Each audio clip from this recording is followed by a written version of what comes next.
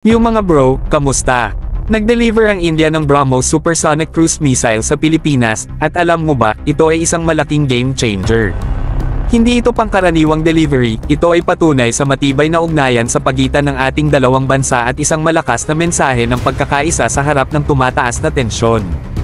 Ang Indian Air Force ay nagpadala ng kanilang dekalidad na C-17 Globemaster transport aircraft, na puno ng mga high-tech na missiles, papunta sa Philippine Marine Corps. Parang eksena sa isang action movie, pero alam mo ba? Ito ay totoong buhay, at hindi natin ito maaaring baliwalain. Ngayon, pag-usapan natin kung ano ang ibig sabihin nito para sa Pilipinas.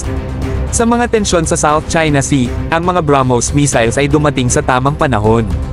Ito ay mga high-tech na missiles na handang ipaglaban ang ating teritoryo laban sa anumang panganib na dumarating.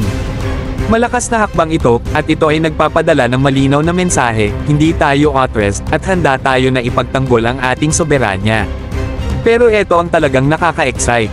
Ang delivery na ito ay hindi lamang tungkol sa pagpapalakas ng ating kakayahan sa depensa, ito rin ay tungkol sa pagpapalakas ng ating ugnayan sa ating mga kaalyado. Ang India at Pilipinas na nagkakatagpo, nagkakaisa sa paghahanap ng kapayapaan at seguridad sa rehiyon, ito ay isang makapangyarihang larawan na nagsasalita ng damdamin ng ating partner. Kaya, sa lahat ng mga kababayang Pilipino, tayo'y magdiwang sa kasaysayang ito ng ating bansa sa depensa.